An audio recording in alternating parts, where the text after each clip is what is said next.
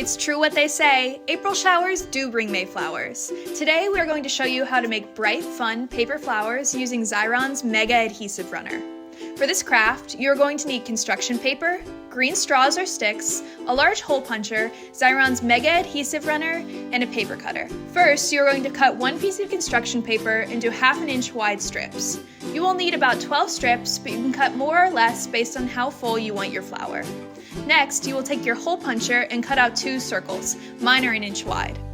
After that, you will take your Mega Runner and start making loops out of your cut up strips of paper. Once you have all of your loops, you can start applying them to one of the circles that you have cut out. Place 4 across from each other to make sure that you are making your flower petals even. From there, you will glue 2 remaining petals together and stick them in between the 4 petals already glued to your flower. Continue until your flower is full. The final step is to add your straw, which will act like the stem of the flower. And there you go, a fun, simple spring project for you and your loved ones to enjoy.